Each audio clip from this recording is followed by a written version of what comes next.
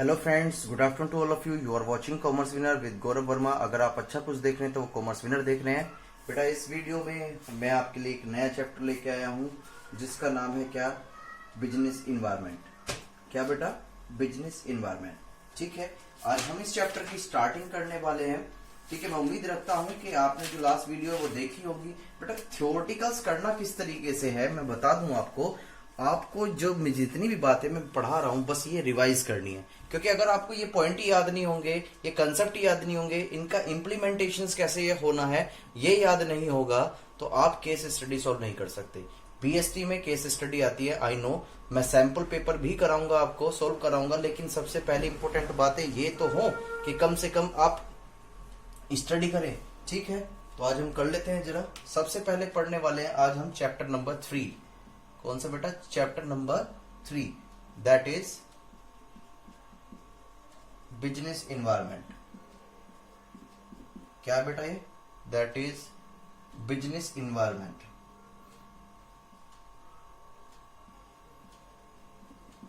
ठीक है, लेकिन ये इन्वायरमेंट की बात बेटा ये मत करना कि वातावरण की बातें हो रही हैं कि यहाँ पर अब सर्दियां आने वाली है, गर्मी आने वाली है। नहीं, यहाँ बिजनेस इन्वायरमेंट की बातें होने वाली हैं। तो इस चीज के लिए हम यहां पर जो है कुछ बातें समझने वाले हैं, तो ध्यान से देखिएगा। That is business environment. Business environment refer to forces, factor, individual and institution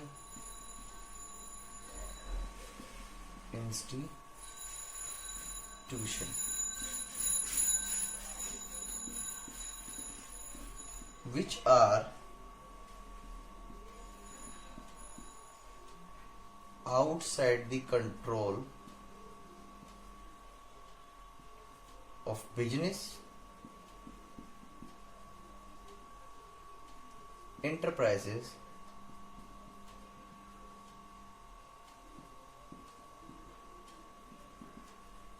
but these may affect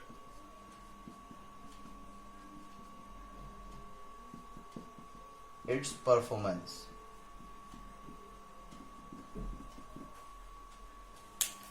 बेटा, बिजनेस इन्वायरमेंट का मतलब समझ लेते हैं। होता क्या है इसका मतलब? बिजनेस इन्वायरमेंट यानी कि अगर आपको कोई भी बिजनेस सेटअप करना है या कोई भी बिजनेस एग्जिस्टेंस में लाना है, पहले आपको उसकी नॉलेज होनी चाहिए। फिर दूसरी बात क्या होती है कि जहां पर आप उसका प्लेस फाइंड कर रहे हो कि आपको अपना बिजनेस यहां पर ये प्लांट जो है एस्टेब्लिश करना है, तो ये चेक कर लेना चाहिए क्या वहां पर ये बिजनेस जो है सरवाइव भी कर पाएगा, चल भी पाएगा। यानी कि बिजनेस को एस्टेब्लिश करने से पहले एक फिजिबल रिपोर्ट तैयार करनी पड़ती है। फिजिबल रिपोर्ट का मतलब है जो हमारी प्रैक्टिकल पॉसिबिलिटीज हो। सपोज करो जैसे एक मिडिल क्लास एरिया है, ठीक है, अगर हम उस वाले एरिया में शोरूम ओपन करना चाहते हैं तो आपके पास दो ऑप्शंस हैं। यहाँ पर क्या ऑप्शंस हैं आपके पास? या तो आप वहां पर बाइक का शोरूम ओपन करें, या आप छोटी लेवल की यानी कि जिसे हम मिडिल क्लास लोग ले सके, अफोर्ड करते हैं उसके लिए, वो वाली गाड़ी, या मर्सिडीज बीएमडब्ल्यू का। ये तीन ऑप्शंस आपके पास हो गए। तो ध्यान से, आप तीनों में ही योग्य हो, यानी कि अब आप तीनों ही शोरूम खोल सकते हो, चाहे वो आपके बाइक का हो, चाहे छोटी गाड़ियों का हो, या लग्जरी कारों का हो। ठीक है, लेकिन मुझे एक बात बताओ, आप खोलोगे किस बेस पर? ध्यान से, आपको स्टडी करनी पड़ेगी कि अगर आप एक मिडिल क्लास का एरिया है, वहां पर मिडिल क्लास फैमिली रहती है, तो वहां पर आप लग्जरी कार का शोरूम ओपन नहीं कर सकते। क्यों? क्योंकि उसको कोई खरीदेगा ही नहीं, वहां पर आपकी सेल होगी नहीं। ये बात समझ पा रहे हो? तो इस चीज की हमें जो स्टडी करनी होती है, तो उसे बेटा एक तरीके से बिजनेस इन्वायरमेंट बोलते हैं। तो ये यहीं लिखा हुआ है, business environment refer to force, factors, individual and institution which are outside the control of business enterprises but it may be effect its performance. ठीक है, ये बात समझ में आती है। ये सारी बातें बताई गई हैं कि जो बिजनेस इन्वायरमेंट जो होता है, ठीक है, वो आपके कंट्रोल से बाहर हो सकता है, लेकिन वो आपकी परफॉर्मेंस पे भी इफेक्ट डाल सकता है अगर आपने सही तरीके से डिसीजन नहीं लिया at the time establish of your business. जैसे हम कहते हैं, आपने फादर से भी सुना हो कि अगर वो कोई शॉप ओपन करते हैं वो सोचते हैं कि एक मार्केट में शॉप ओपन हो जाए या हाईवे पर रोड शॉप ओपन, क्योंकि पता है कि जहां पर जिसका प्लेस है उसके बारे में बिजनेसमैन जानता है कि ये बिजनेस यहाँ पर चल पाएगा या नहीं चल पाएगा। इस चीज के बारे में हम इस चैप्टर के अंदर पढ़ने वाले हैं, जिसे बोलते हैं क्या, बिजनेस इन्वायरमेंट। ये बात समझ में आती है? Very good. चलो फिर इसकी बातें जो हम इसके बारे में जो बात करने वाले हैं बेटा आगे की तरफ, वो क्या कहने वाले हैं, ये चीज हमें समझनी जरूरी है। वो क्या समझने वाले हैं हम यहाँ पर समझने वाले हैं फीचर्स। क्या बेटा? फीचर्स बोल लो, ठीक है, या आप क्या बोल सकते हो, करेक्टरिस्टिक्स बोल सकते हो। क्या बोल सकते हो? करेक्टरिस्टिक्स, ठीक है। किस करेक्टरिस्टिक्स बोल सकते हो, या आप नेचर भी बोल सकते हो। क्या बोल सकते हो बेटा? नेचर। किसका? बिजनेस इन्वायरमेंट का। किसका बेटा? बिजनेस इन्वायरमेंट का, ठीक है। ये अब हम सीखने वाले हैं, जैसे पहला पॉइंट है इसका, ऑल द एक्सटर्नल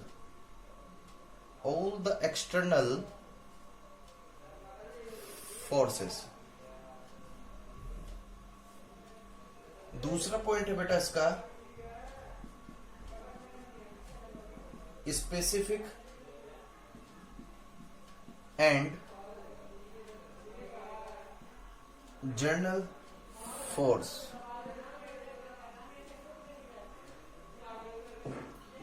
तीसरा पॉइंट है इंटर रिलेशन।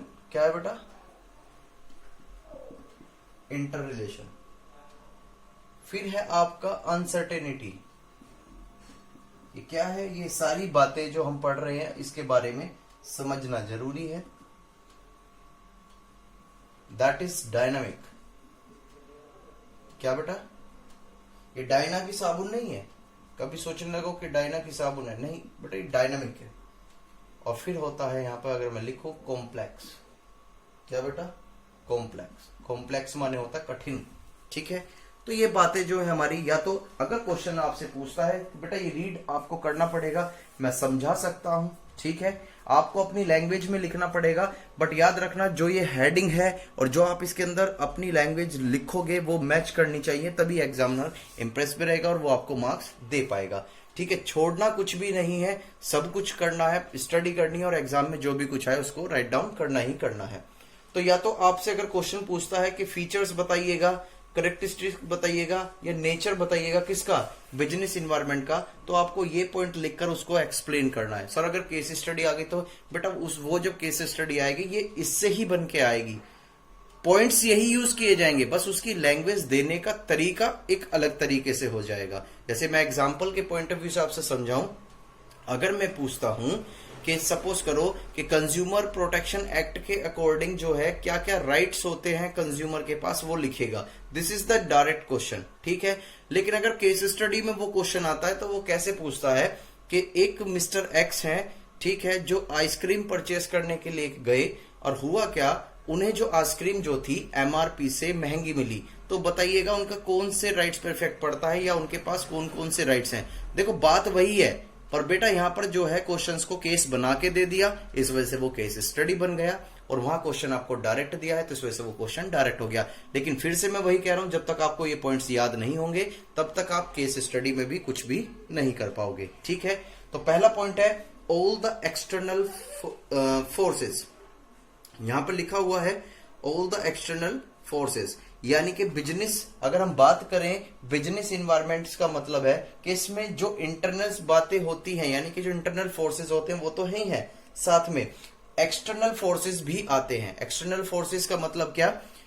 एक्सटर्नल फोर्सेस का मतलब है कि जो हमें अपना बिजनेस यहां पर करना है तो हमें किन किन बातों का ध्यान रखना पड़ेगा। मैंने आपको बताया था कि मिडिल क्लास एरिया में हम अपना शोरूम ओपन लगा रहे हैं, तो वहां पर मुझे किस किस बातों का ध्यान रखना पड़ेगा। अगर मैं वहां पर जॉब अपॉर्चुनिटीज भी देता हूं तो मैं वहां पर ऐसे लोगों को जॉब अपॉर्चुनिटीज दे सकता हूं कि जो कम पढ़े लिखे हो, या हो सकता है ऐसे लोगों को भी अपॉर्चुनिटी दे सकता हूं जो ज्यादा पढ़े लिखे हो। ठीक है, तो यहां पर जो है ये फीचर और characteristics nature of business environment में इस वजह से आता है कि जो जितने भी एक्सटर्नल बाहर के जो पार्ट्स होते हैं, जो फोर्सेस करते हैं, या किस पर जो इफेक्ट डाल सकते हैं, किस पर, बिजनेस पर, उसके बारे में भी पता होना चाहिए। इसे बोलते हैं द एक्सटर्नल फोर्सेस। दूसरा पॉइंट है स्पेसिफिक एंड जनरल फोर्सेस। ठीक है, ये क्या कहता है, business environment include both specific and general forces. ठीक है, इसके अंदर बेटा दोनों बातें हो रही हैं। एक स्पेसिफिक का मतलब किसी विशेष पर्पस के लिए, जनरल का मतलब नॉर्मली सभी के लिए। तो ये क्या कहता है, specific forces affected business enterprises directly and indirectly in their day to day working. ठीक है, जैसे स्पेसिफिक का मतलब क्या है बेटा, सीधी सी बात है, आप किसी से गुड्स परचेज कर रहे हो तो वो आपका सप्लायर है, तो ठीक है, अगर आप वो भी इफेक्ट डाल सकता है। ठीक, इन्वेस्टर्स है, कस्टमर्स है, ये बात समझ में आती है। तो मैं यहां पर फिर एक्सप्लेन करना चाहता हूं, स्पेसिफिक एंड जनरल फोर्सेस का मतलब है कि स्पेसिफिक फोर्सेस का मतलब क्या, जो स्पेशल ट्रांजैक्शंस जो बिजनेस के साथ होती है। जैसे सपोज करो हमारा सप्लायर हमसे गुड्स तो परचेज कर लेते हैं, लेकिन हम उसकी पेमेंट नहीं कर पाते विद इन टाइम। उसने कहा कि साहब मुझे 10 दिन के अंदर पेमेंट चाहिएगा, हमने कहा ठीक है ओके ले जाना, लेकिन जब वो बेचारा पेमेंट लेने के लिए आता है, हम उससे क्या कर देते हैं, मना कर देते हैं कि भाई हमारे पास अभी पैसा नहीं है, 2 दिन बाद आना। ये बात समझ में आती है, तो इसमें हमारी गुडविल बेकार हो जाती है। ठीक, या इन्वेस्टर्स होते हैं, ठीक है, हमारी मार्केट में अच्छी गुडविल नहीं चल रही, तो इन्वेस्टर्स जो है वो हमारे प्रोडक्ट में इन्वेस्टमेंट करना पसंद नहीं करेंगे। ठीक है, या कस्टमर भी तो हमारे लिए स्पेसिफिक ही है ना, क्योंकि बिना कस्टमर के बिजनेस जो है वो सरवाइव नहीं कर सकता। तो ये जो चीजें होती हैं ये कहलाई जाती हैं बेटा स्पेसिफिक। एंड जनरल फोर्सेस का मतलब क्या है कि जनरली जो फोर्सेस करते हैं, जैसे मैं अगर एग्जांपल की बात करूं, जैसे कोई भी हमें लीगल प्रोसीजर, भाई जब एक कंपनी आप एस्टेब्लिश करते हो तो हमें एक लीगल प्रोसीजर फॉलो करना पड़ता है। अगर आपने वो लीगल प्रोसीजर फॉलो नहीं किया, उसका कंट्रावेंशंस किया, उसका उल्लंघन किया है, तो यहां पर जो है इफेक्ट पड़ जाता है किस पर, बिजनेस इन्वायरमेंट पे। ठीक है, तो इसका मतलब क्या है कि आपको स्पेसिफिक और जनरल फोर्सेस के बारे में रीडिंग करनी चाहिए जब भी आप बिजनेस को एस्टेब्लिश करते हैं। यही बिजनेस इन्वायरमेंट की कैरेक्टरिस्टिक फीचर्स और उसका नेचर है। तीसरा पॉइंट आता है बेटा इंटर रिलेशन। ठीक है, इंटर रिलेशंस का मतलब क्या होता है, इंटर रिलेशंस का मतलब ये होता है all the forces and factor of business environment are interrelated to each other. यानी कि जितने भी फोर्सेस होते हैं, जितने भी फैक्टर्स होते हैं बिजनेस के, वो एक दूसरे से रिलेटेड होते हैं। जैसे एग्जांपल के पॉइंट से अगर हम बात करें, अगर दूध महंगा होगा तो सीधी सी बात है यहां पर दही भी महंगी होगी, घी भी महंगा होगा, और आपका मक्खन भी, यानी कि सारी की सारी चीजें क्या हो जाएंगी, महंगी हो जाएंगी। ठीक है, चलो ठीक, जैसे और एग्जांपल की चीज देते हैं, जैसे फास्ट फूड को पहले कोई पूछता नहीं था, फास्ट फूड की जो डिमांड बहुत कम थी तो उस समय उसके रेट भी बहुत कम थे, लेकिन जैसे जैसे डिमांड बढ़ने लगी है, फास्ट फूड भी क्या होने लगा है, इंक्रीज होने लगा है, उसकी वैल्यू भी क्या होने लगी है, इंक्रीज होने लगी है। तो ध्यान से, ये बेटा इंटर रिलेशंस की बातें हैं, किसकी, इंटर रिलेशंस की बातें होती हैं। इसको बोलते हैं फिर अनसर्टेनिटी। अनसर्टेनिटी का मतलब क्या है, it is very difficult to predict the change of business environment. यानी कि बिजनेस में कब चेंज आए, इसका एस्टिमेशंस लगाना बहुत मुश्किल है। कैसे मुश्किल है आप समझ सकते हो, जितनी भी पॉलिसीज प्रिपेयर करी गई थी फरवरी में इस साल के लिए कि इस साल में हम कुछ अलग नया करेंगे, लेकिन हुआ क्या, कोविड-19 की वजह से वो सारी पॉलिसी की धरी रह गई। यानी कि यहां पर अनसर्टेनिटी होती है, अनिश्चितता होती है बिजनेस में, कब जाने बिजनेस इन्वायरमेंट क्या हो जाए, चेंज हो जाए। ठीक है, ये बात समझ में आती है। या आप एग्जाम्पल के पॉइंट ऑफ व्यू से देखते हैं, जैसे सपोज करो इंफॉर्मेशन टेक्नोलॉजी, आईटी का जो चलन है उसमें टेक्नोलॉजी बहुत जल्दी चेंजेस होती रहती हैं। जैसे आप भी मोबाइल में भी देखते हो, नए न्यू वर्जन आते हैं, स्क्रीन आते हैं, न्यू फीचर्स भी आते हैं। या जैसे ट्रेंड चलता है, फैशन भी बहुत जल्दी आउट हो जाते हैं, कभी कुछ ट्रेंड चला कभी कुछ ट्रेंड चला। तो इसका मतलब यहाँ पर अनसर्टेनिटी है, बिजनेस इन्वायरमेंट कब चेंज हो जाए इसका कुछ पता नहीं होता। इस वजह से करेक्टरिस्टिक फीचर्स में आता है कि अगर आप बिजनेस एस्टेब्लिश कर रहे हो तो आप जो है एक बार इसकी भी स्टडी कर लें। देन इसके बाद है बेटा डायनेमिक। क्या, डायनेमिक का मतलब क्या होता है, business environment is highly flexible and keep changes. It is not the static of rigid, that why it is the essential to monitor and scan the business environment continuously. ध्यान से, कहने का मतलब ये है कि बिजनेस इन्वायरमेंट जो है वो फ्लेक्सिबल नेचर का होता है। मैंने अभी आपको बताया कि जैसे ही वो डिमांड बढ़ जाती है, आईटी, इंफॉर्मेशन टेक्नोलॉजी, कोई टेक्नोलॉजी चेंज हुई तो जो आपने इक्विपमेंट्स यूज कर रहे हो आप अपनी कंपनी में, तो उनको भी चेंज करना पड़ेगा क्योंकि टेक्नोलॉजी चेंज हो चुकी है। ये बात समझ में आती है। तो यहां इस केस में ये क्या बातें कहता है कि आपको बिजनेस इन्वायरमेंट की स्टडी कंटिन्यू बेसिस पर रखनी पड़ेगी, जिससे कि बिजनेस इन्वायरमेंट में जो भी चेंजेस आते रहें आप उसके अकॉर्डिंग अपने डिसीजन लेते रहें। तो उसे बोलते हैं बेटा डायनेमिक। फिर लास्ट में आता है आपका कॉम्प्लेक्स। ठीक है, तो कॉम्प्लेक्स का मतलब क्या होता है? ठीक है, ये कह रहा है it is very difficult to understand the impact of business environment on the companies, although it is too easy to scan the environment, but it is very difficult to know how this change will be influences business decisions. ध्यान से, complex का मतलब क्या है कि आपने जो है कोई भी डिसीजंस लिया है या गवर्नमेंट ने कोई भी डिसीजंस लिया है, जो कानून में चेंजेस किए हैं, पॉलिटिक्स में जो चेंज किए गए हैं, उस पर किस तरीके से इफेक्ट पड़ेगा बिजनेस पर, कितना इफेक्ट पड़ेगा, इसको समझ पाना बहुत मुश्किल है। ये बात समझ में आती है।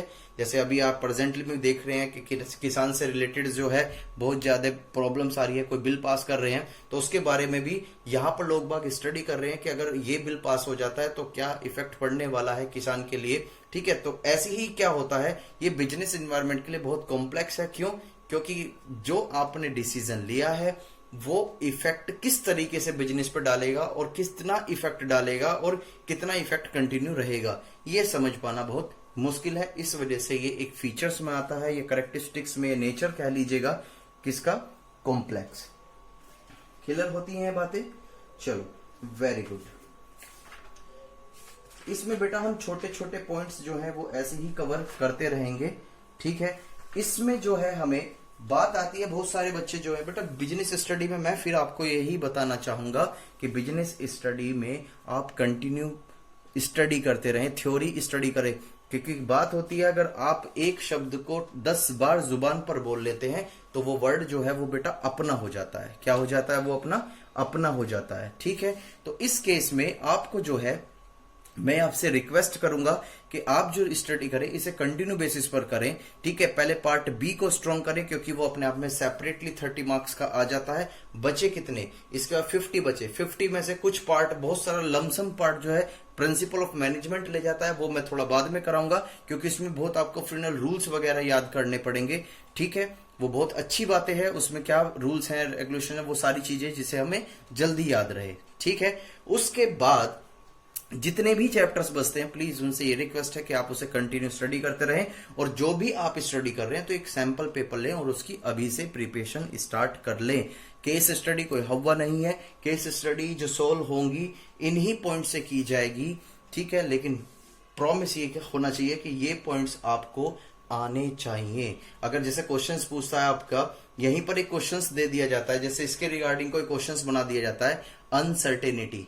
क्या होता है बेटा? अनसर्टेनिटी। ठीक है, इसके ऊपर भी वो कोई क्वेश्चंस बना सकते हैं, डायनामिक के ऊपर भी कोई क्वेश्चंस बना सकते हैं।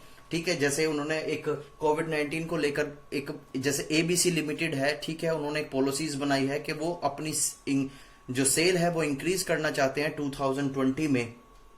ठीक है, और उन्होंने पॉलिसीज बनाई और सारा प्रोसीजर फॉलो करा, जनवरी तक फॉलो किया, फरवरी तक फॉलो किया, मिड मार्च तक फॉलो किया, लेकिन अचानक कोविड-19 की सिचुएशन आ गई। अब इस सिचुएशन में क्या होना चाहिए? तो यहां पर आपको जो ये करेक्टरिस्टिक्स के बारे में लिखना पड़ेगा, डायनामिक के किस तरीके से लिखना है, क्या है वो मैं आपको बता दूं, पर बेटा जब तक आप इसकी रीडिंग नहीं करोगे तब तक आपको कुछ भी पता होने वाला नहीं है। ठीक है, तो इस वजह से ये मेरी रिक्वेस्ट है कि आप इस पॉइंट को लेकर चलें और जरूर करते चलें। ठीक है, इस चैप्टर्स में भी हम जल्दी इसको फिनिश करेंगे। 3 से 4 क्लासेस में छोटा चैप्टर है, इतना बड़ा चैप्टर नहीं है, पर रिक्वेस्ट आपसे यही है कि आप इसकी स्टडी कंटिन्यू करते रहें। ठीक है, नेक्स्ट वीडियो में हम नेक्स्ट टॉपिक के साथ मिलेंगे, लेकिन हाँ कुछ बातें और बताना चाहूंगा बेटा। जैसे जैसे आप चैप्टर पढ़ रहे हो, जैसे मैंने आज आपको फीचर्स, कैरेक्टरिस्टिक्स और नेचर कराया है, ठीक है, तो आप जिनके पास भी आपके पास बुक्स वगैरह होंगी, जैसे मेरे पास जो बुक्स है मैं फॉलो करता हूँ, आपकी पूनम गांधी मैम की बुक्स फॉलो करता हूँ, तो इसमें हर फीचर, कैरेक्टरिस्टिक, नेचर के बाद आपको केस स्टडी दे रखी है। क्या दे रखी है? Case study. तो बेटा वो केस स्टडी आप थोड़ी सी सॉल्व करने की कोशिश करें। जैसा आज हमने सीखा है तो मैं इसके बारे में थोड़ा सा आपको बता दूं एक बार, आप खुद समझोगे। कुछ भी नहीं है, एक तरीके से आस्ते आस्ते हम आगे बढ़ते रहेंगे। जैसे क्वेश्चंस दे दिया, it may be difficult, it may be difficult to know the extent of the relative impact of the social economic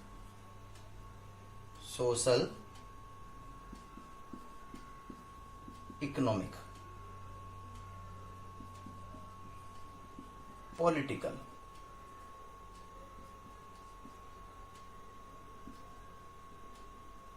technological या लीगल फैक्टर। ये बेटा मैं एक केस स्टडी लिख रहा हूं, ये क्वेश्चंस है, ये देखो अभी एंड में आके क्या पूछने वाला है, ये लगेगा, मैं अभी आपको समझाऊंगा। एक तो लैंग्वेज पे ध्यान रखना है और आपको ये पॉइंट्स याद होने चाहिए। In demand of a product in the market, which feature of business environment in business environment is highlighted, is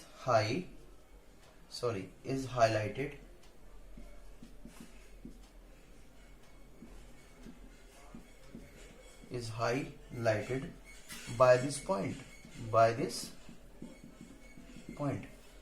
ये क्वेश्चन पूछ रहा है। तो ये क्वेश्चंस क्या कहता है जरा ध्यान से देखें।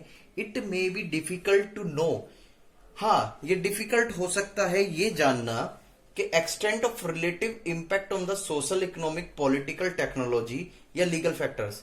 यानी कि अगर टेक्नोलॉजी में कोई चेंजेस होता है, लीगल फैक्टर्स में कोई, या लीगल पॉलिटिक्स में कोई चेंजेस होता है, तो उसका जो इफेक्ट है, यानी कि factor on change in demand of A product in the market, कि जो हमारा मार्केट में जो प्रोडक्ट है उस पर क्या इफेक्ट पड़ेगा मार्केट में।